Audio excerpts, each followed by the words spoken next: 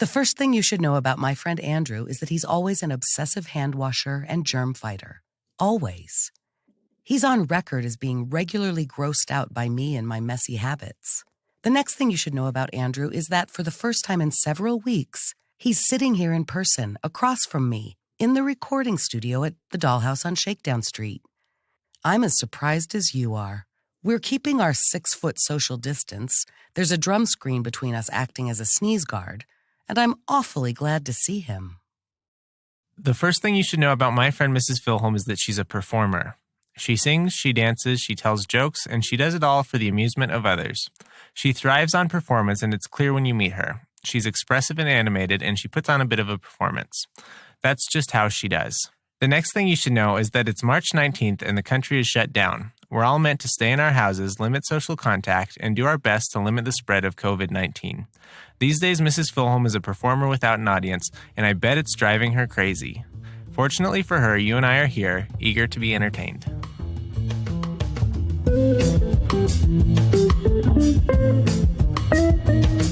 Welcome to Half My Age, a weekly show in which a 25-year-old adult and a 50-year-old child help each other make sense of the world.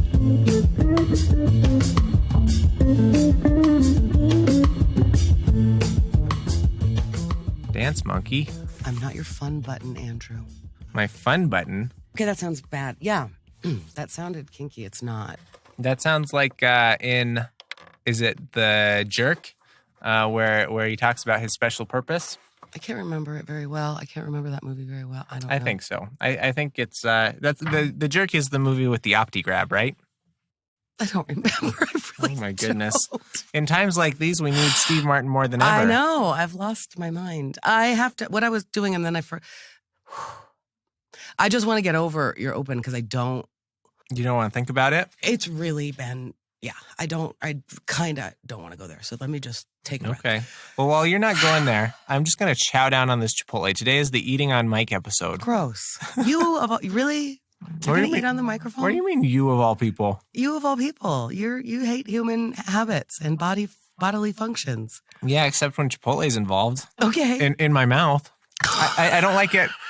I probably wouldn't like it if someone else was eating Chipotle on air. But for me to shovel this into my face right now, there's nothing better. Okay. Are you going to mute it while you chew? I wasn't gonna. Oh, my God. People love that. People love mouth noises. Andrew, that's like, I'll bet you what do you think the percentage of the population is that hates, like, that has a particular, I'm going to look it up. Because aren't there people like that who have a particular I'm sure it's not a sensory, they hate it? I'm sure it's not a large percentage of the population, but I bet it's a vocal percentage. I bet they'll let you know about it. I'm going to look it up. This feels like a day that it's worth looking up all trivial things if that amuses you even for a minute. Or I mean, and by you, I mean me. This is a kind of, I'm not really going to look it up. There's too many words to type on my fucking computer that makes double E's on everything. Double E's, double R's. Did you see yesterday Apple announced new MacBook Airs and new iPad Pros? No, I have been avoiding the news cycle. And also, great. What good does that do me? None. It does you and everybody else absolutely no good. None good. But are you able to get them? Because I thought now we're down to supply chain. I wonder about that, right? So I know that China had been shut down for weeks and months. Actually, when I was trying to get my replacement MacBook, that was part of it, wasn't it? They couldn't get it to me because the factory was shut down and they were not building MacBooks. Back when coronavirus seemed like a thing that was on the other side of the world. Wuhan, I don't know. It's had since we've been following it. It's had 3 different names. Yep. I also don't like. I feel like I will not be the first to say any of this, and by the time this comes out, it will be even more true. Oh, everything we're saying right now, it could sound so stupid in the 3 days from now when this comes out. It could be, last week when we put our episode together, we were talking about it. And I said to you when I cut it, I want to add a disclaimer at the beginning. And then I eventually went, it's fine. People understand what day it was. What did you want to correct? I don't remember exactly. It was just, I listened to it kind of late at night and I thought I think perhaps it sounded glib and sort of stupid. I mean, last Friday I hosted a comedy show I didn't. Well, that's how I feel about it. Kind of glib and stupid. That's what I mean. And so that's why, I don't know. We're sitting here talking about it now and about computers. And it just feels, that was my point about it, is everything we say feels like it's going to sound glib, stupid tomorrow. So maybe we shouldn't talk. Well, any of us ever. Our listeners, though they are few, they are distinguished. Or though they are distinguished, they are few. So they probably don't. There's no one here to hear it anyway. I know. But also, and by the way, listener, I'm not belittling you. You're wonderful, and we're glad to have you. You're the best. It's what would we do without you? But this is also, we never profess to be experts or geniuses or whatever. This is just two people talking. It's not a snapshot in time. What did you, experts or geniuses? Mm-hmm. Nope. We do not profess that, nor could we ever. How's that Chipotle treating you? What did you get? It is so good. Okay, so if listeners want to send me Chipotle burritos, here's my order. So depending on how I'm feeling, I'll either get a burrito or a burrito bowl. And the burrito bowl, you get that when you want more food. So today I need... You do? The burrito bowl is more food than the burrito? Correct. No kidding. Because they're not, when they're scooping into a tortilla... Oh, they're limited. They realize that they're going to have to try to roll that bitch up when they get to the end of the line. So they're a little more stingy, I would say. Sure. But they can just lop it in that bowl. Yhave they can just pile it high. In fact, and then they put a lid on it. In fact, the bowl's quite large, and they, they're people, and they have subconscious biases or whatever. They don't want to give you a bowl that's half full. They usually do a pretty good job of filling the bowl. But actually, this is a good time to... I've lost my brain, but go ahead. This is a good time to plug my most recent favorite Twitter account, which is called Miserly Scoops. Okay, wait. I'm going to try to do show notes as we work. Okay, Miserly Scoops on Twitter. Scoops, what does that mean? It's a guy, he goes to Chipotle almost every day, and then he separates the chicken from the, or whatever, the protein from the rice, and weighs it to see how close it gets to the stated nutritional facts, right? And they're called Miserly Scoops because you always get shorted on protein, and there's always an abundance of rice. So anyways. Compared to what Chipotle states. Right. Oh, my God, it's a Twitter? It's a Twitter. And the whole account is funny. Pictures of his home mail scale with rice or chicken. And he says, rice is up 30% today. Chicken, not so bad. It's only 10% light. I want that to be my new favorite thing, except that would mean I would have to go to Twitter, and I can't. Well, so I will tell you that this man is doing God's work. Yeah. I really appreciate him taking the time to do this for all of us. Does he go to every Chipotle around? Does he go to one Chipotle? Does he have a theory about it? He goes to the same Chipotles over and over again. I think that it's just part of his routine, Is there a unified theory of yes, it's that they jip you on the protein. They don't give you protein. They say they give you. How about calorically? It's miserly. I mean, everything's by weight because that's what you can figure out. I don't know if he's burning his chicken to see how many calories were in it. Burning his chicken. That's not what I mean at all. What do you mean? I mean, there's probably a stated. Oh, sure. I would imagine that in terms of calories, you probably get as much as you pay for, or more so, with the overabundance of rice they include. That's what I wondered.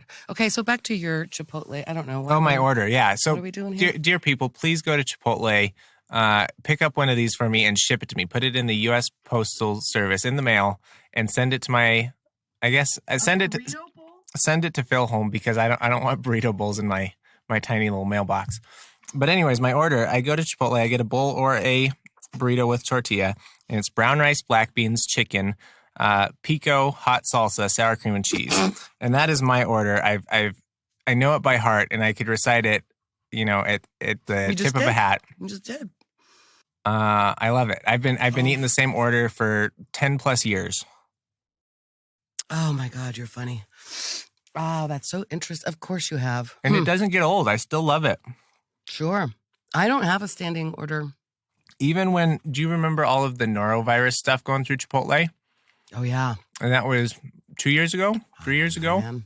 A lot of people, they wrote Chipotle off. I had a boss, he would never eat at Chipotle after all those reports came out. And I couldn't get enough of it. I still love it. Colorado company. At least it was till they moved their headquarters. Now that made me sad. Now they're in California. That made me sad. It was a great loss to our state. It seemed like it. I really always thought, oh, God, see, this is where you can't talk about anything. I always thought I would like to be a copywriter for Chipotle. I mean, I love their copywriting. And then when I quit my job, it felt like, gosh, what a bummer that I can't just go downtown Denver anymore and apply for a job at Chipotle, which I might have been able to do. So that's how it felt like a great loss to me. But see, then that backing it up to a lot of jobs that I've been applying for, I'm getting emails now saying, of course, the job is canceled or postponed. Thanks for everything. It feels like a super bad time to be in my position. So there you go, bringing it back to that. I can't. Yeah, I was going to say, you told me you didn't want to talk about it. You told me. I don't want to talk about it. You can't not talk about it. It is all consuming. It's surprising. It's so. It's been really interesting. So just for those listening after the fact, in Colorado, they've closed all of the schools for a month. Initially, they closed them for a week. They were going to start spring break early. They were all going to come back after spring break. And it's the middle of March right now, and they said that schools are closed at least until April 17th, so a full month, and possibly for the end of the year, through the end of the year. So that's insane. But doubly insane is the fact that they closed all restaurants. Restaurants can still do takeout, call in, carry out sort of stuff, and also just takeaway. But you cannot sit down in a restaurant. That's forbidden. So no one's officially, unless maybe you've been diagnosed with the virus, no one's quarantined to their homes. But they've really they've gone a long way to limiting the number of places you can possibly go and do anything, right? You can't go to a restaurant. A lot of the businesses that aren't restaurants are just shut because they can't. So it doesn't make sense to open. They don't have enough customers and foot traffic to make it viable. So it's a real mess out there. And it's, I don't know. Delaney's been working from home, so it's been nice for me because I have a coworker, a buddy who I like around the house, or I don't previously. So I've got someone to go on walks with and talk to during the day. But when we do go on our walks, we spend a lot of time talking about this post-apocalyptic landscape. And you go outside and nobody's out there. It's just weird. And you're rocking back and forth, Mrs. Filholm. Are you okay? Yeah, no, I mean, yeah. Are you having some kind of medical event over there? No, my chair rocks, which is awesome. And I am doing it to self-soothe, 100%. Is it working? Yep. Do you want me to continue talking? Because I'll keep going. Yeah, I'm listening. I'm just rocking while I listen. You interrupted yourself, weirdo. I'm just, I want to make sure you're not. I was going to say in a bad place, but you seem to be. It's not a great place. I'll tell you that. Well, you are in the atelier. It's a pretty good place. It's a great place out here. Yep. But we talk about when you picture the end times or major crises, you picture some kind of like big event, like an earthquake or whatever. You don't envision a pandemic where no one's telling you can't do anything, but you can't do anything. You're kind of confined to your house because there's nothing going on in the world, and it's better. You will be shamed if you go out and spread the disease or that sort of thing. It's not what anyone expected, Yeah, I know. The things you thought you could count on, like having toilet paper and being able to. Delaney was also saying, and we've heard it. People who are in the service industry, they say, being a waiter is great because you can go anywhere and you can be a waiter. There's always going to be need for your skills because people always got to eat. And now we've closed restaurants for 2 months. It's insane. It's the things we didn't think would happen have happened. I mean, I know. And we all know that's right. It's just the damnedest thing. And I am the one thing that I have been doing that has been helping is taking walks. Today we can't because it's so snowy and wet snow. And I almost slipped just shoveling the walk for you and Delaney to get here. Is just remembering that everyone feels this way. Everyone feels as anxious as I do. But man, all of the guaranteed income that I have between today and May, the only known income that I have, which was something, not enough, but plus the possibility of getting a big girl job that pays my benefits like we've been talking about, gone. I mean, for sure, all of my paid gigs are gone because as you said in your open and as you have made clear, my work, all of it depends upon being in crowds of people. Right. And it's what fuels me and energizes me. And whatever. I have no hot takes. I am so scared. I have never felt more alone. I am questioning why the hell am I divorced right now? What the hell did I do? At least I was secure. Now it's really me against the world. And we're here in my atelier that I love. I am now like apocalyptically worried about, what if I lose my house? I mean, I'm not going to lose my house, and I'm really going to be fine, and it's all going to be fine, or it's not. It's the end of the world, and who cares?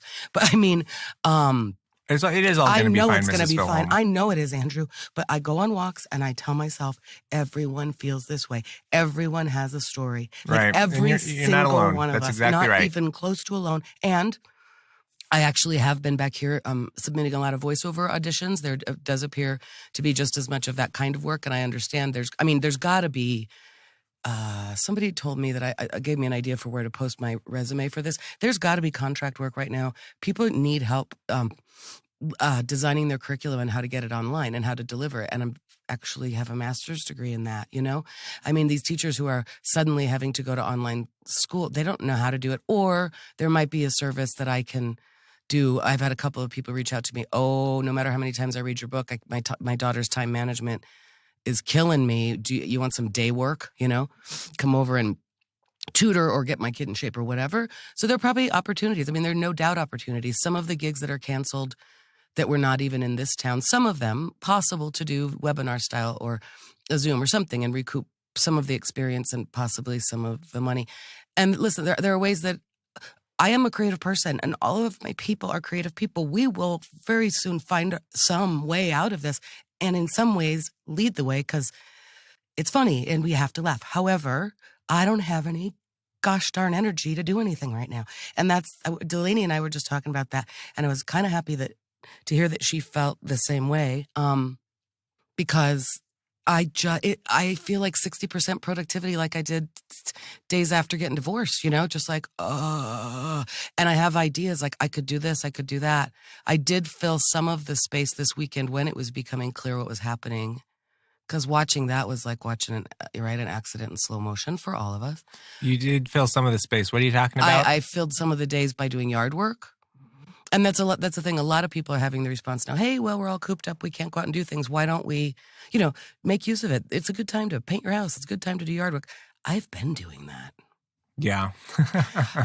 And then suddenly it feels like I have to. The great gutter crisis of episode 57. Oh my God. We could Mrs. talk about my trench digging, and I have a French drain put in now. You so do? I did that. That's quick. Yeah, I know. I don't fuck around, Andrew. That was quick. So we talked a week ago, and it's already done. Yes, way to take advantage of the nice weather. That's what I'm saying. And I got a little tan on my back, and my son George helped me as well. So I got to spend time with him, which was awesome. And it was like, as we were watching the world unravel, I did make you, okay, I do have people who tune into this show for whatever reason. We've been talking a lot about comedy and my, year as spending a lot of time doing that. And I do think that to that end, this is interesting. On Friday, as I said, I had my show and I knew it was questionable. I said on the dais, I said, I can't tell if we're heroes or assholes because the impulse was, hey, all these comics, we've all been licking the same microphone for weeks now. And I mean, last Monday night, I was at Lion's Lair. Ew. Ugh. We've already been doing it. We've already swapped our spit. So we might, whatever. We're no. So, and if we don't do this show, the bar will close. The bar who will take care of whatever. It was in solidarity for small businesses. We went out, we did our little show. We had a small crowd, but we had some people there. Civilians were there drinking, and it was a very dark, intense atmosphere. Actually, it was not a great night. It just felt like we were all holding it together, but it also felt good that we were trying. Everything okay? Yeah, I can't see you. You're in dark over there. You're in shadow. It's like talking to It's like talking into the abyss. Well, I don't look great, so I thought it would be. How's that? You thought it would be merciful? Yeah, kind of. That's fine. For fun. Yeah, kind of. And so we had the show. Then Saturday, I was on a show, and it felt very much the same way. I mean, we were making performative and real efforts to sanitize everything, blah, blah, blah. Of course, we were all making jokes about toilet paper, hand sanitizer, my bidet jokes, I'm looking pretty smart now. But But we knew it was kind of, I mean, it felt very much like we're fighting the wrong resistance. It's not. Anyway, so I knew it was questionable. But as we felt it happening, as things were being canceled, like shows, because at that point on Saturday night, it was more like, oh, shoot, now they're saying gatherings of more than 50 people, that kind of thing. Other comics, I mean, we could see it in each other's eyes, I assume. And there was a certain amount of even saying that out loud, like, what are we going to do if we can't come out and do this thing? And that is a matter of many of them, many of them are servers. Some of them aren't. Some of them have real jobs, etc. That's not even the financial thing. That is and listen again, everybody has a story. I'm sure people who go to the gym every day are freaking out. What the hell am I going to do if I can't go get that workout, And I understand that the response to it will be, here's some home workouts. Here's your home yoga app. Here's your made from home hilarious comedy podcast where we don't have to trade germs. I get it that we're going to adjust and that creative new things will come out of this. But watching it happen was very interesting from my point of view, from the other comics' point of view. Instead of having the hot takes about it on Facebook, for example, where you'd think they would, they have hot takes on everything, every minute of the day. My feed is usually annoyingly full of actually really, really, really funny memes and one-liners and all this stuff from my hilarious people on Facebook. I mean, it's almost competitive and it's exhausting. There was a marked drop in that kind of activity. Also, I wasn't looking at it as much. I heard from none of my comic friends personally, like, holy shit, or shows are canceled. We all were watching, as all of us were across the world, your Facebook messages or your emails or however you get your meetup announcements going, canceled, show canceled. Or the other irony to this day is, like, I get a thing saying, hey, you're hosting your Laughs on Tap tomorrow night. And I'm like, oh man. Nothing. Like, there was almost silence from the comics, including myself. Which is weird. You're right. That's not a group that's usually silent.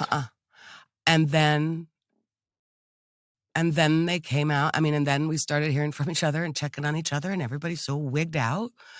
Some of them already are making really funny videos, and that's bringing me life. Some of them, of course, are doing small gatherings and, whatever, and discussing performance opportunities like webinars and stuff like that. Now, they're coming back. They're coming to life again. But it was very interesting to me that there was this dark, quiet. I'm sure it felt to most. I don't know if it did or not because we haven't seen each other enough to really talk about it. But it felt like the void. And you know what? A bunch of them, I'm sure, have gone out. One I know for sure went out, got a job at Costco. He started today.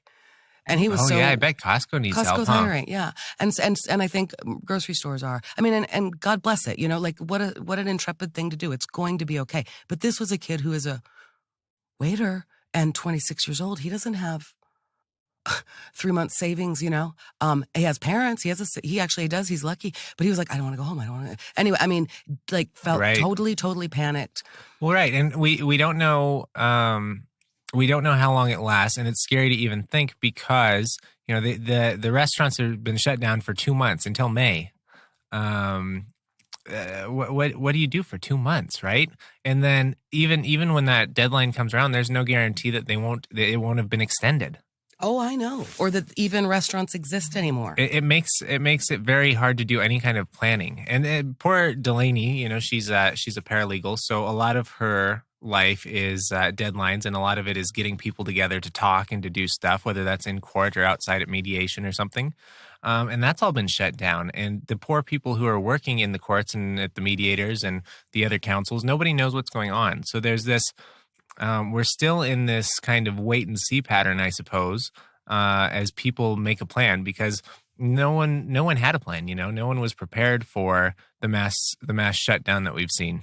No, I mean, and that's it. Literally, again, and we all know this, and every single industry is being affected in the same way. Some people are obviously going to make money off it, and some people are going to lose money. But I mean, the not knowing.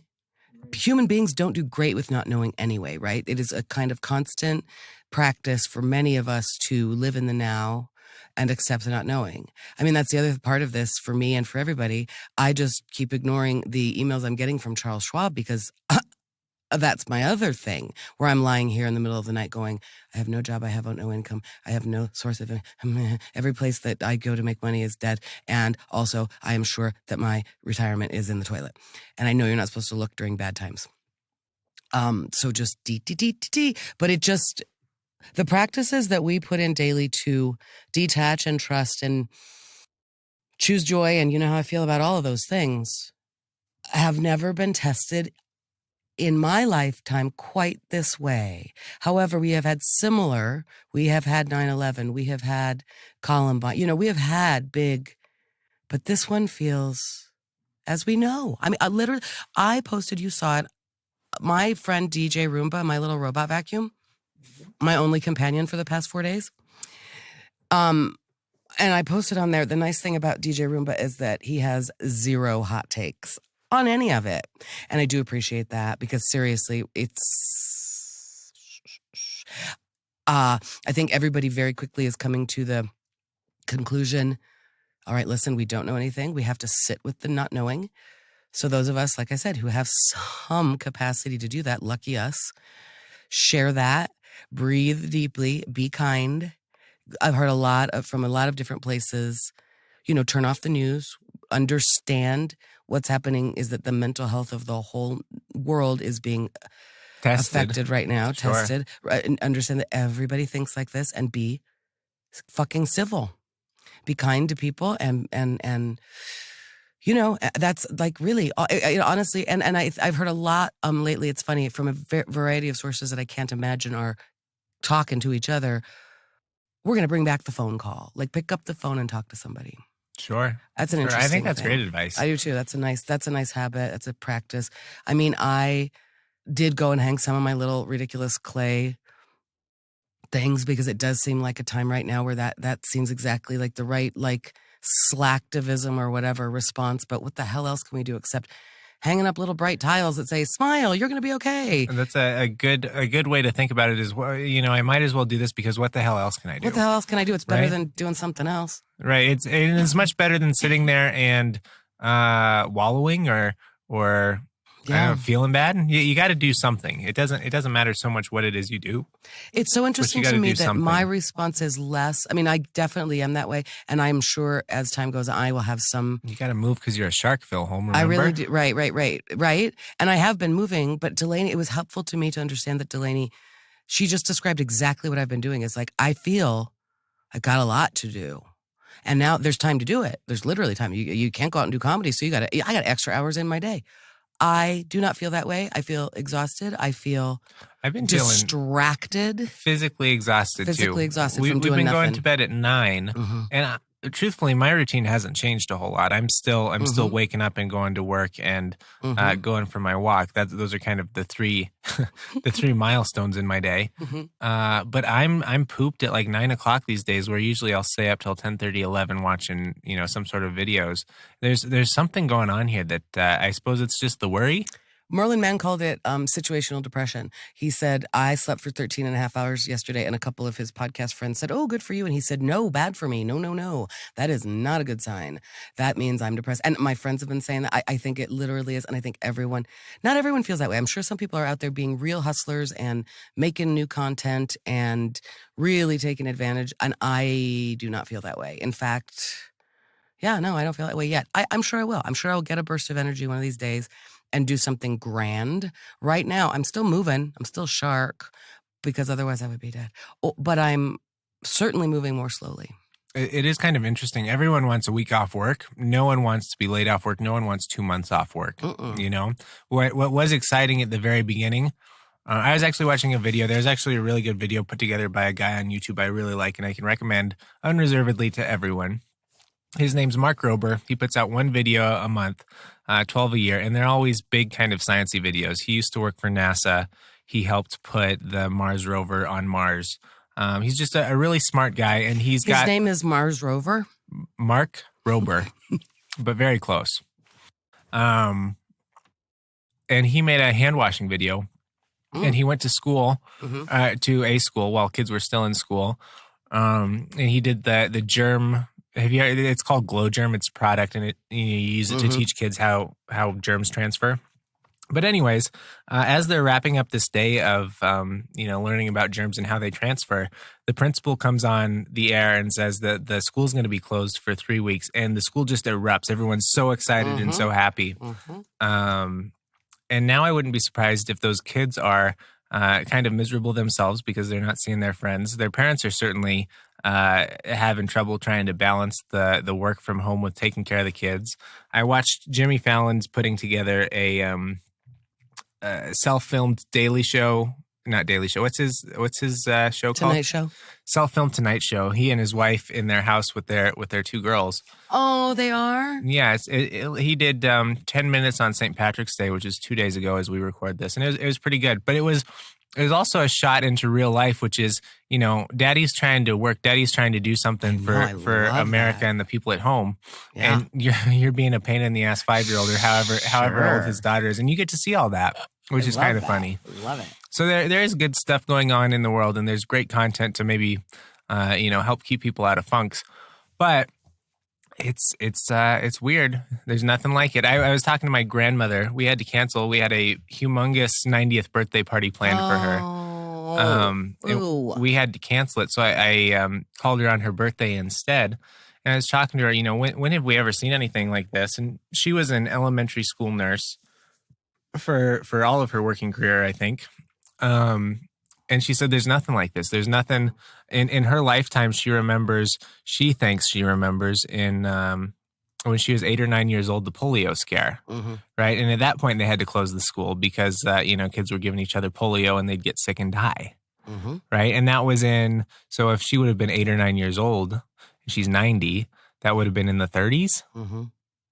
That's insane. We haven't seen anything like this since the 30s. No, I know. And really, in 1918, the flu of 1918 is what everybody keeps really comparing it to. And the thing we're talking about is polio, right? That's a whole different level.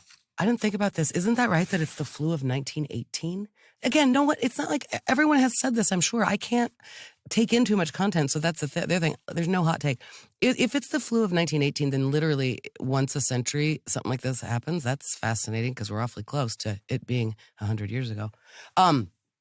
When I was in 6th grade, Mount St. Helens exploded, blew up. Erupted is the word that I was looking for there. And it affected a lot of us. And in my town where I lived, it did. Schools shut down right then and we were done. And my mom and I were just talking, we can't remember if like right now, proms are canceled, graduations are canceled. Way different reasons. Like you can't do it. You can't, it's not about like getting people there or cleaning the ash out of the whatever. You can't be around each other because of germs and stuff. But there was just like, that is a similar thing where there was a devastating thing that happened. Our entire town shut down. And I'm sure it was very scary to people about, will we ever recover? I mean, I lived in a town that was covered with 6 to 8 inches of, like, fell out of the air like snow, fell out of the sky like snow, literally like snow. Ash, pumicey, light ash. Everything was covered. And I think people didn't know if it was toxic, if it was this or that, like really no idea what was going to happen. And of course, it was one of those community efforts and everybody chipped in and helped each other and and we ran out of milk and blah, blah, blah. And then within 6 months, things were back to normal-ish. But completely different than the tentacle aspects of this thing, just the connectedness of it all. And again, everything is connected. It feels freaking apocalyptic. It feels biblical. It feels biblical for that reason. I mean, it's so scary to people because you can just go, everything's connected. Oh, it's just, again, there are so many ways to talk about it, but so many people already are. Right. You can talk about politically, like how globalism is undeniable.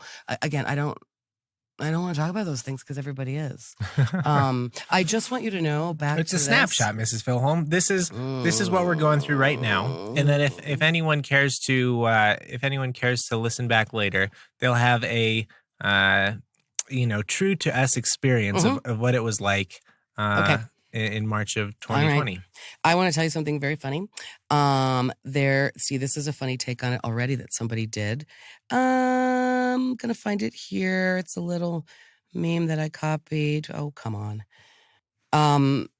Here's what I'm talking about. Dating. So we are in a world of I am a single lady, and what a funny that's going to change this too. For gosh darn its sake. Are you talking about a tweet about how we've got to go back to like ritualized courtship where you write letters and pine from afar? Yep. Yeah, I saw that. I mean, there's 10 different versions of them already, but that's exactly right. It's and I will tell you something. It is interesting. I have learned this because I have learned that you can learn a lot from a person via a phone call.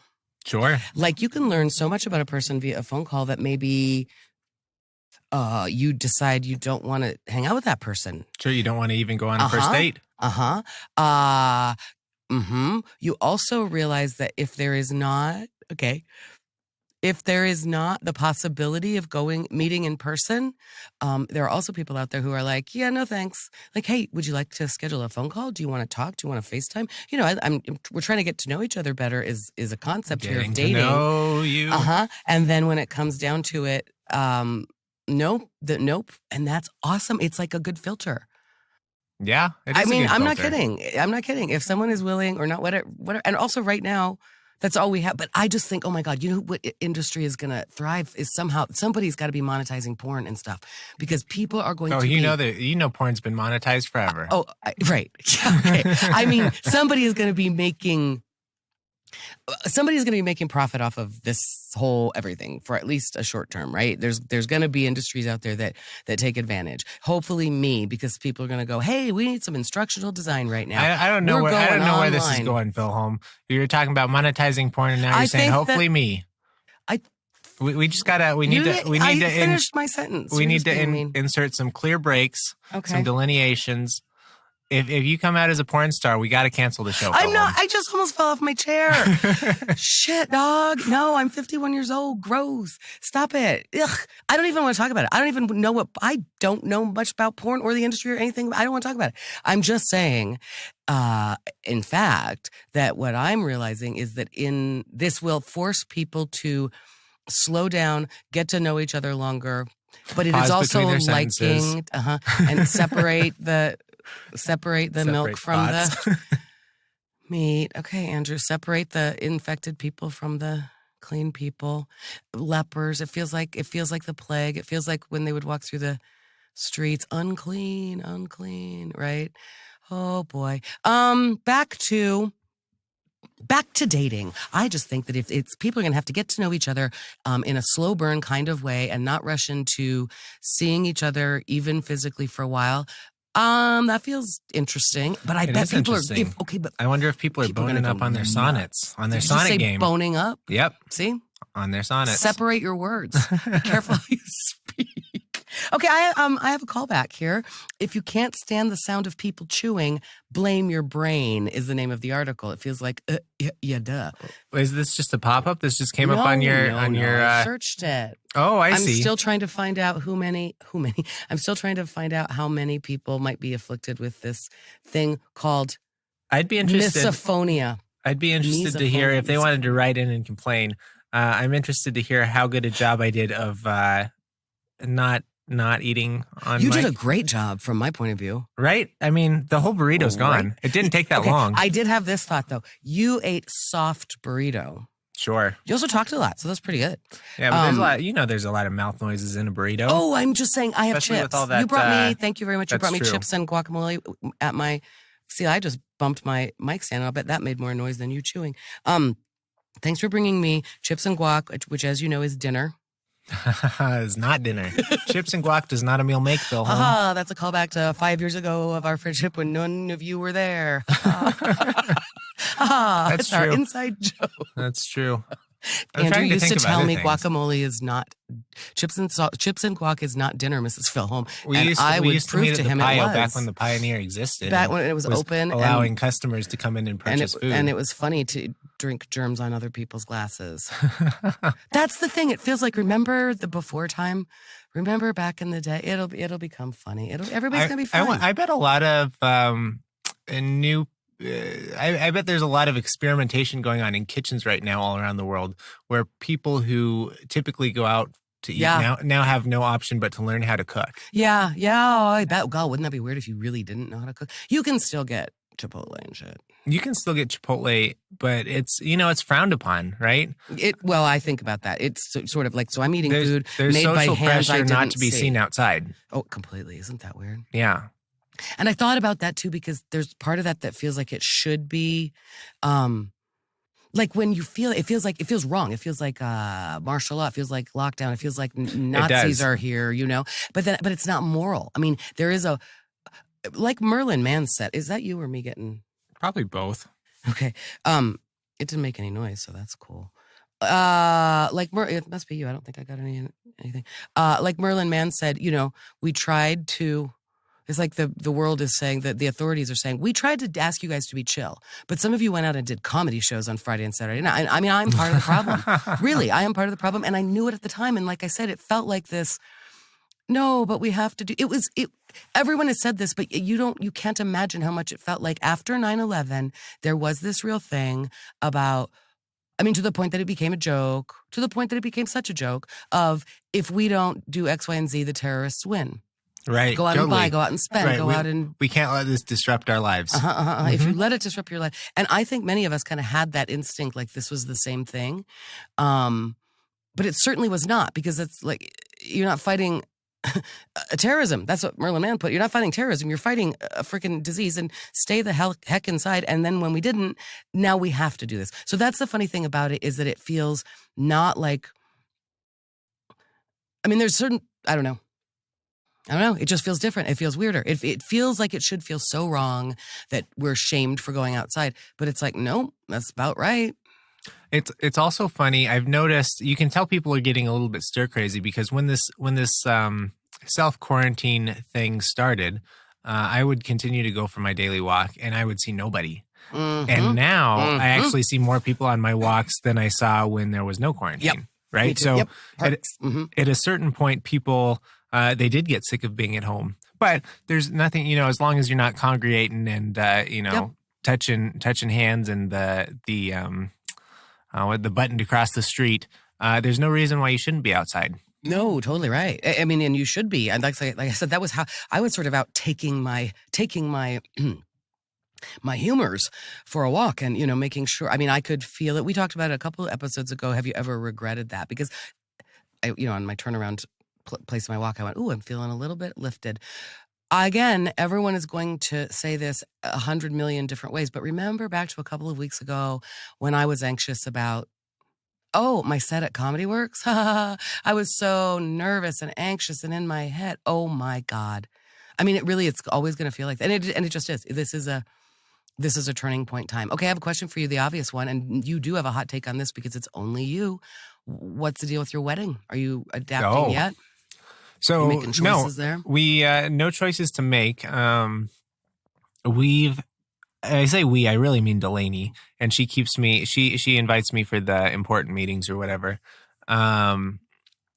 She's been getting some communication from venue, caterer, that sort of thing, but to the effect of, we have no idea what's going on. So as of right now, we haven't made any changes. Our photographer asked if we're supposed to have our engagement pictures this weekend. And the photographer wanted to know if we still wanted to do that. And Delaney and I made the decision that we do still want to do that, because, we'll just maintain our 6 feet of distance from the photographer, because, I don't know, we want those pictures and we need to get out of the house. And I'm sure the photographer wants the money. So that's a decision that we made. But as far as I think Delaney got a note from the wedding dress place. And if you have what do you call it? Alteration session in the next month, those are canceled.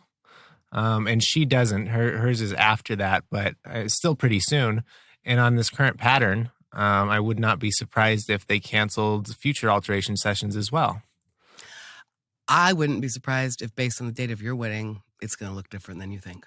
I wouldn't be surprised either. Right now, I think Delaney's stressing about it more than I am because certainly she's more involved in the process.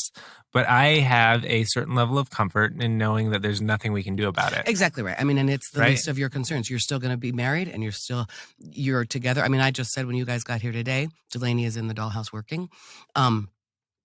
You guys are at a cool way to be isolated and quarantined if it gets to that, because you like each other, you're used to living in small quarters together, and you both have jobs where you can work from home and do work from home. So, oh my God, how nice, right? Right. So it's been great for us in that context. But you're right. In terms of the actual event, there's no way to know, and you don't want to cancel anything for fear that these measures we've put in place are recalled, and then you could have an event, but you can't have it anymore because you canceled it. I mean, there's literally this thing out there. I had a show that I was supposed to do in April here in Denver, and they are just saying, we know it's not going to happen. We can't gather 500 people at a theater, but we know something will happen. But we are loath to reschedule it even for next fall because we don't want to have to do that again.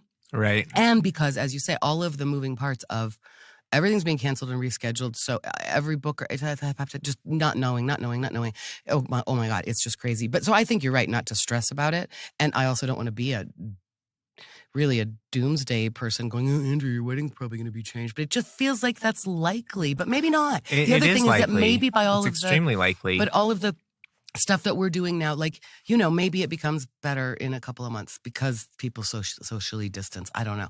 By the way, I would like to say I'm glad you're getting your engagement photos taken because I looked at your wedding website and you need some better pictures. I was like, oh my God, do you guys need me to take some pictures? It's kind of funny. We don't take pictures together hardly at all. Mm-hmm. We're not an Instagram couple. No, you're definitely not. Why you only got one ear on? Oh, I don't know. This is how I sit when I'm at home editing the podcast. I prefer to have my left ear on and my right ear open, and I think there's part of maybe just not being closed in. Oh, sure. You can listen for. I'm glad because you can listen for danger then. Sure. Because I am fully just tuned in to you and me. I'm always listening for danger. And if there's anything going on out here, you're gonna hear it. Andrew, I wonder how it's right. I wonder how it's affecting like the zombies in my neighborhood. I noticed. There are still people out on the streets. They are definitely bundled up. They're wearing ski masks, winter coat, hat, the full whatever. But there are still people out there, which has got to be uncomfortable on a day like today. It is so cold and so wet. It's a terrible day to be homeless. Yeah, but we've had colder, ickier days real recently. But yeah, all of it. Yeah, yuck. But I just mean, yeah, whatever. Every day's a terrible day to be homeless, really. I wonder, I don't even want to talk about it. Okay, so great. Where are you getting your engagement photos taken? I don't remember. It's some park between Morrison and Evergreen.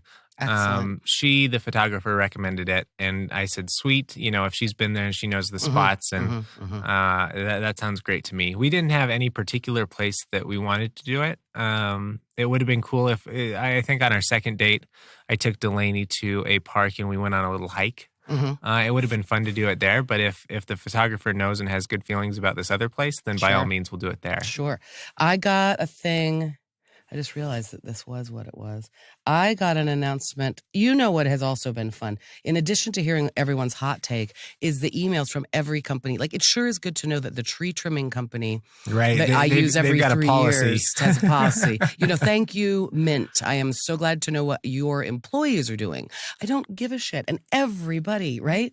But so I got an announcement from Zola saying, hey, you are a wedding person there. You have some people getting married soon, and here's how the coronavirus. That must be from us. It's totally you. That's what I didn't know they were sending those out to our guests. That's why I'm telling you. Huh. I just got it. I'm looking for it. I got it today, and it did not mention your name. It said something about, we know it's a crazy time in the world, so Delaney said that at least one wedding couple, so we put together some quick tips to help you be a stellar guest. They're giving me fucking tips on how to come to your wedding? Oh, my God. And if I need a much needed shopping distraction, here's how I can go buy you a gift right now. If that's how I want to deal with my isolation, social distance, and quarantine. I like that they're out there drumming up support for our wedding fund. No kidding. That's good on you, Zola. Okay. They're telling me how to be a good guest, Andrew. I don't appreciate that at all. I believe that Zola is, once you're in their system, you're in their system. Sorry, all our guests that we put you there. We didn't mean to. But all of the communications with us have been about how to cancel your wedding or how to have a wedding in times like these, They're sending you that? Yes. Interesting. Like a weekly newsletter, like 10 tips for having a wedding with, you can't have out of town guests, or, 15 ways to not have a first kiss, or something. I don't know. I'm just making these up. Sure. But the themes of the wedding communications that we've been getting regarding COVID-19 have been very, this thing isn't going to happen, I know. I mean, right. And that's how it was. I know. I mean, that's how we all feel, a little bit glib and stupid the next week, right? Listen, what can you do about it? 1 week ago from tomorrow, I told this joke, for example. I said, I don't know. I don't even really know what's going on because I kept hearing it as co-ed 19, and I just thought it was something to do with the Harvey Weinstein trial. So great. So funny to talk about being ignorant about it. I don't even know what's going on. Hilarious. Shoot, dog. We all know that. Okay, I like talking about things not like the virus. Your Chipotle order, that was a real good listen for me. And it made me actually laugh out loud, which is I wish I had a second burrito right now. You do? Yes, I could eat Chipotle all day, every day. Sponsor us. Please sponsor us, Chipotle. I know. Golly. I forgot what I was going to say. Oh, it made me laugh so hard. And which makes me also realize, that is one of the things I do. As we've said before, some people need to run 10 miles when they're feeling anxiety just of the world. And I need to laugh till my stomach hurts and go deal with the adrenaline rush of telling jokes. Less belly laughing out loud when you're all isolated to yourself. That's one reason phone calls can be nice. At least you're chatting with a friend. I laughed so hard at your Chipotle order, Andrew, that I'm telling you, that's how desperate I am. You're so starved for laughter. Uh-huh. Have you still been, you said that you told me that you had your ride or dies on the iPhone or iPad or whatever, and you just hang out with them all day. Are you doing that? Oh, yeah. We Marco Polo video to each other all day long. Oh, for sure. So you're not totally cut off from the world. You're not, no. You're just isolated physically. Well, yeah. And I can be as connected as I want that way, right? I mean, really, there is video, everything. But also it hasn't been as funny like I did. And doing a video, so we do, it's like Snapchat for olds, I think. Marco Polo. Is that how they advertise their app themselves?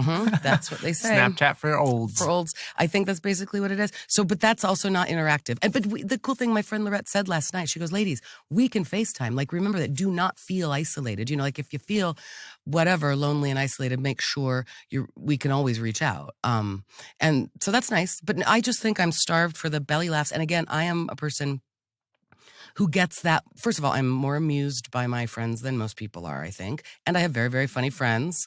And I mean, I am, right? That's one of my favorite things to do is to laugh. And so like the hang, I say it all the time, the hang at doing comedy, standing around. I have realized how very much why that mattered so much to my past year and why I did it so much is standing around every night and just laughing till knowing I'm going to laugh so hard I'm doubled over. Oh, that's so good. I mean, think of that, so good for everything, your health, your mental, your physical health. So that just isn't as likely to happen when I'm making a video for my friends. But there's some of it, yeah. And you're right. I mean, we can FaceTime each other. And I do. I think that's one of the reasons that we call people, make phone calls, because then you can tell each other jokes.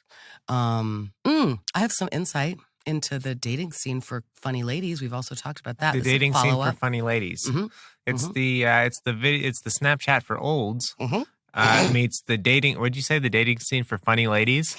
Yep. You live in the intersection of those two circles, huh? Yep. So we've been talking about. Yes, that's all me. I've been talking about and asking you and checking in and things. what the deal is, right? There are these guys out there who evidently sort of are attracted to loud, funny women. And I'm like, cool, there are, great. That's really good to know. And then it doesn't ever go well. One of the things... It doesn't ever go well. It doesn't ever go well. It does not fucking go well. Turns out that Venn diagram of people who like to go out with loud, funny women and the nice guys circle are not the same circle. Correct. I mean, remember the comics? Do you remember talking about this? And the comics told me you cannot tell guys that you're interested in dating that you are a lady comic. They said, Lisa, that is next level fucked up.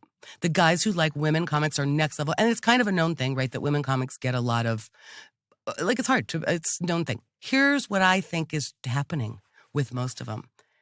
Once they find that out, because if I don't lead with that, if I meet someone, what do you do? And then finally, if I tell them or show them a set or something, they take it as like I've thrown down a fucking gauntlet and they want to be funnier than a challenge. 100% a challenge. And guess what I don't like? Competition and funniness? No, I do that every night. Competition and funniness, fine. Take it to the mic. You know that I say this to you, to my friends who are you doing comedy at me right now? Are you telling your jokes at me right now? Don't tell your jokes at me. Please do not flex when we're having a normal conversation. You know what I mean? Like I just said, I am the easiest person to make laugh. I'm like Gilda Radner in that way. Like all the guys kept her around even when she wasn't being funny and because she laughed at everybody's jokes so loud. I mean, I am that girl. I am so prone to laughing at silly things like your burrito order. Please do not tell jokes at me. And they do it. And then they even is this weird thing that has happened more than once where they start sort of mansplaining humor to me. Like I'll say, I'm sorry, I don't get it. And I don't like admitting that I don't get a joke. Okay. Me, Lisa Lane, Filholm. Never since I was a tiny child, it has always been very important to me. I get it. That's a real funny joke. I get that funny joke, right? It makes me feel scared and stupid if I don't get something. So I always have been either I will find out, I will look it up. But boy, it takes a lot for me to admit I don't get a joke. It does, especially if it's whatever. And so when I'll say to a guy, I'm sorry, I don't get it. I'm sorry, yeah, I didn't get that pun or whatever. Being told things like, yeah, no, it's funny. You're just not seeing it. That's okie dokie. And all right, I'm the professional. Oh my God. It's weird, Andrew. And I don't. So that is part of where the guys are like, do not tell them you're a funny lady. That is a possibility that it makes them. Listen, one of the things that people are most apt to say, what are you attracted to in another person? Make me laugh, right? Mm-hmm. I like a good sense of humor. Oh my God. It's just very interesting. I swear. And I've seen it happen where I didn't tell them that that's what I do. And then when I admit that that's what I do, they start coming back. All I need them to do is tell me I'm funny. It's very important that you think I'm funny. It is so gosh darn important that you think I'm funny. Jerry, I can't date someone if I don't respect what he does. Right? I heard you're sad. You're a cashier. You're a cashier.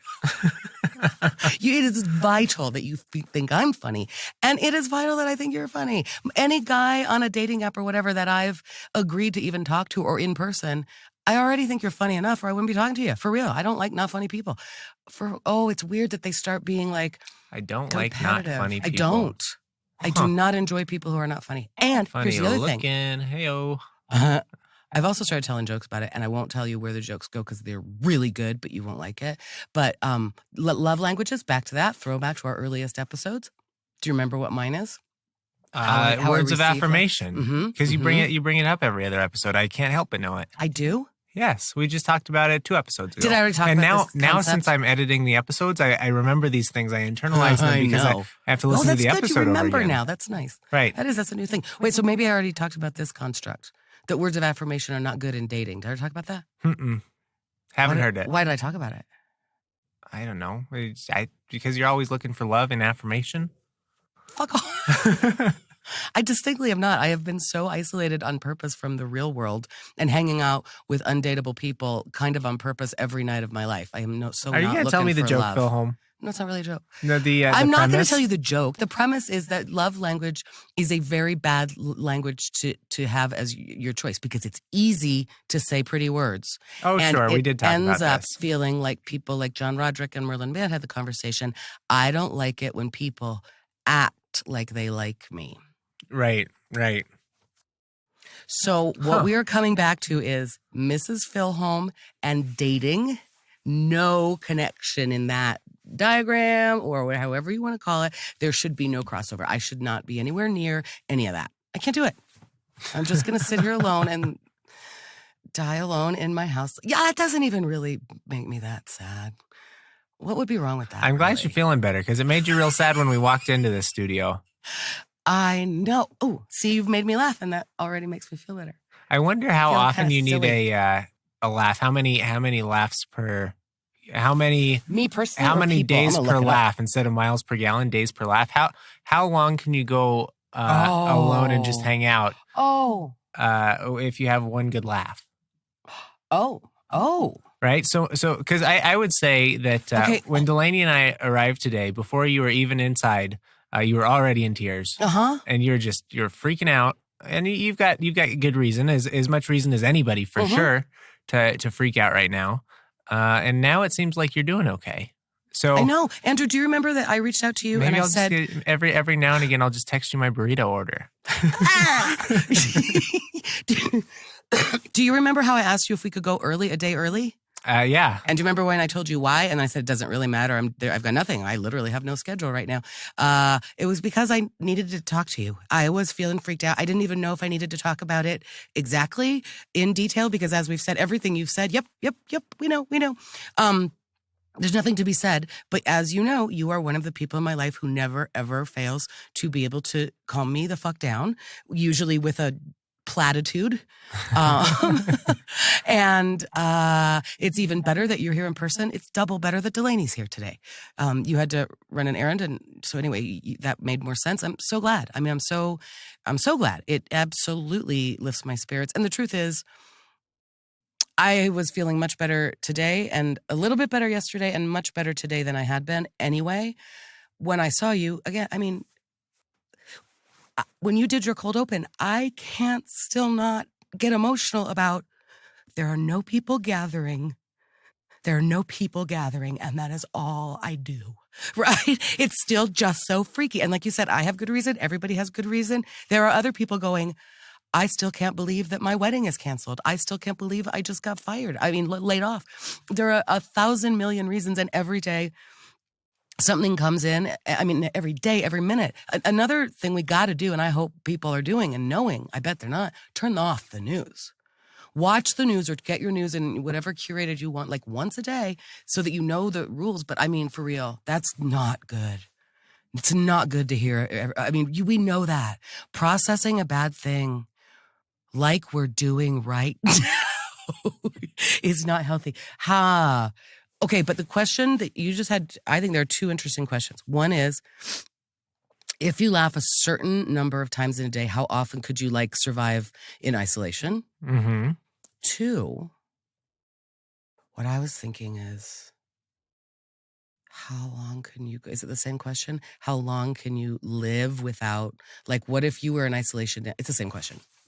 And you didn't laugh. How long could you go? How long would you live with? Okay, no, it's a separate question. I think there have been studies about this. I was listening to maybe an omnibus episode, and I don't think it was about quarantine. I think it was just coincidental. But someone did some experience about depriving other people of human interaction, and it causes madness within a surprisingly surprisingly short amount of time. Yeah, like true isolation, right? Right. I heard that thing. I remember exactly where I was hearing. Yeah, total sensory. Yeah, you think that was omnibus? I don't remember. I can't remember either, but I heard the same thing recently. But I'm not. I mean, but I just wonder on laughter itself. You know, how long could you survive if you didn't? Could you survive a long time? Maybe that's not even.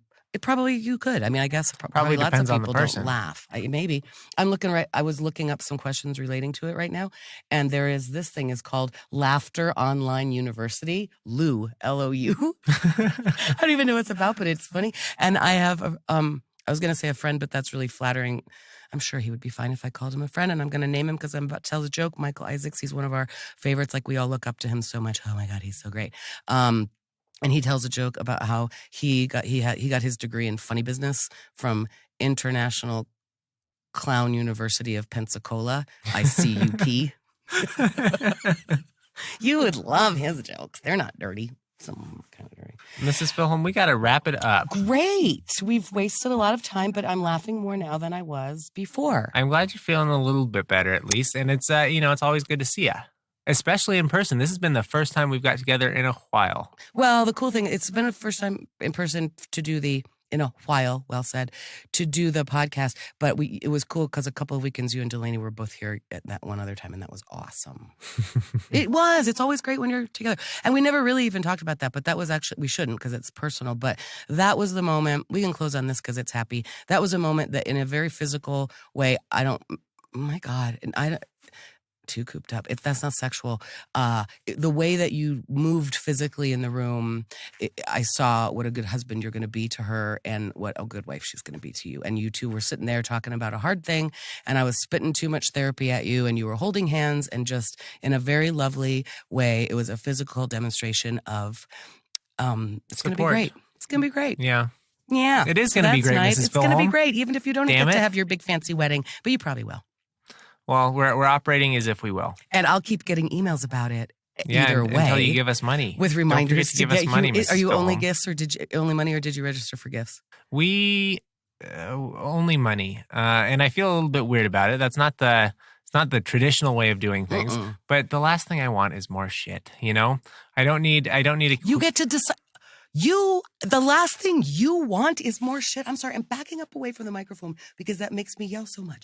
That's the first thing you want is more shit. You are the Amazon gift list guy. A wedding registry is like your Amazon wish list. I know, but we had steroids. We had Christmas since I formed the Amazon wish list, and I got all the stuff I wanted. No, you didn't. And you are specifically into things like kitchen shit. Yeah, but we've stocked our kitchen, right? Oh, okay. We've been living together for 2 years. Okay, you don't need it. We've got a food processor. You are so into all the equipment. You have it all now. You really? That's interesting. Since Christmas, your needs, you are satiated. Is that it? Sated. Yeah, pretty much.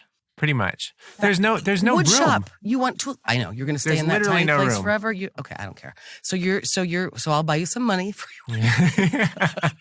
That is so boring to me. I don't care. A gift is not about me. The gift is what you guys want, and you want money, and that's that actually tracks with everything I know about you. I don't like it because it's measurable, and now you're going to know how much I love you, and you are going to judge. You are going to be able, and you will have a spreadsheet of how much. God, come on! I can't. I am your poor friend right now, so it's not fair. Like my ex is going to give you more money than me. I don't care. I don't care. I am furious about this. It's going to be ranked. It's going to be ranked. Well, no, here's how it's going to work. God damn it. The deposits will be made, and then I'm sure it'll spit out a spreadsheet, and then I can just mail merge you a thank you card based on what the spreadsheet says. I don't even have to know. Dear Mrs. Filholm, thank you for being our penultimate guest in terms of people who love us so much. My brother Bradley gave me less money. FYI, you are 36 out of... It is a weird thing, isn't it? But anyway, either way, I didn't think about that. That's a good...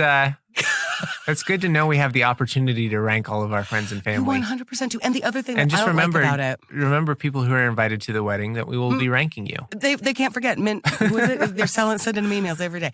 They're going to tell us that how to be a good wedding... I bet you I get I will report back. I bet you that Zola sends me how to be a good wedding gift buyer. Give them the most amount of money. Well, Zola, that is a racket because they want you to do your registry on there. They want you to buy your Cuisinart stand mixer through them. I know. That is a racket. Yeah, we understand how Amazon links work, Zola. It's a good racket, really. Hey, I gotta shoot. I do want to tell you one more thing about that before we hang up. Wedding racket, being invited to the wedding. Oh, I do have to tell you one thing that I truly listen. You're right. You get so much crap. And even if you have a registry, and even which you do, people are going to give you crap. And it's a bummer. And then you return stuff and this and that. But you also get great stuff. I do want to tell you that there are a few things that I have in my life even now that we got for our wedding that I think of that person. Mm-hmm.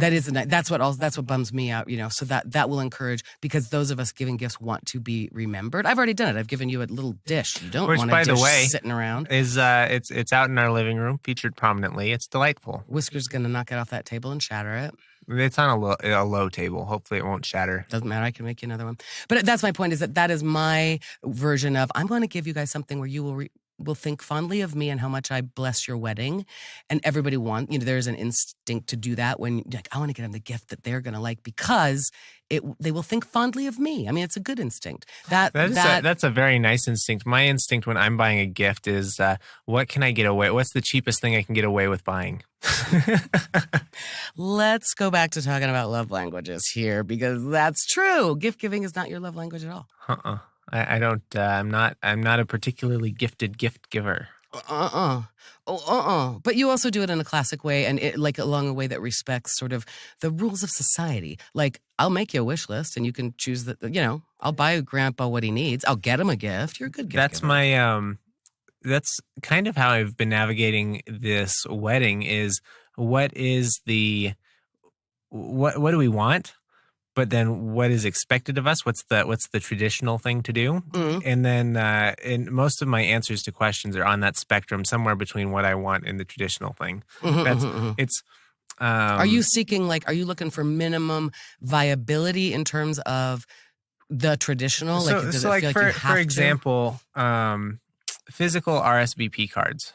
Right. I don't particularly want someone to send me an RSVP card or not send me an RSVP card. I don't want to have to, package them up in the invitation with a little stamped envelope and whatever for people to not send them in anyways. I just assume people use whatever link comes with it and they go on and they click their online RSVP. But there's a tradition. We also do have older people coming to the wedding who certainly are not savvy enough to go on the internet and click a link. So I don't remember what we decided. I think we're doing RSVP cards for the people we think might need them. Oh, interesting. I don't remember. That seems confusing to have two processes. I don't care. You do what you want. You kids will figure it out. You have to have two processes if you do physical ones. Because the standard now, I think, is online. Like when we got invitations to our most recent wedding, I think they gave us a website or an RSVP card, and an RSVP card. I mean, yeah, I suppose. Okay, interesting. What I think is funny about that is that you guys would never think twice about it. And neither. It's not like I can't click a link. It's not like I'm not savvy enough. I forget to do it. Sure. I don't forget to send that card back, but that's me. And that's because I am that's old. Interesting. You forget to click the link, but you do send the card back. It's sitting there on my counter, and sometimes it'll be late or whatever, but it's like, oh, for gosh sakes, just put that in the mail. Oh my gosh, just put that out for the mailman. Gosh, Andrew and Delaney's wedding, it's sitting right there. Maybe we should do, we haven't ordered our invitations. To me, the physical, but and the other thing that cracks me up is that you're going, I don't want to take the time to shove in all the things. Oh my God, that's such fun work. Can I help? Can I come in? Do you want me to address the I'm really good at. I've done that for people. You buy them pre-addressed. That's why Zola has your name. I know because we plugged your address in there. I'm aware, but I don't like that because yuck. I love it when somebody's handwritten on an envelope. But see, there again, that's really old. I still think that snail mail is viable. I still Marco Polo, get Snapchat delighted. for the olds. I do get delighted when I get a mail in the envelope. When I get an envelope in the mail that has handwritten on it, come on, that's lovely. But if I'll come and stuff envelopes with you and Delaney, lick stamps and shit. Well, we may not. There may be no event to invite people. Let me lick that coronavirus all over that. I bought some Corona extra beer last week. I thought that was hilarious. I love a Corona beer. Anyways. Anyways. All right, thanks, Andrew. It's Ben. Thanks for bringing the joy. I mean it. Everybody, stay safe out there. Stay well, and find the funny. And protect your elderly neighbors. Protect your assets and protect your laughter. Goodbye, Bye. Mrs. Filholm. Bye, Andrew.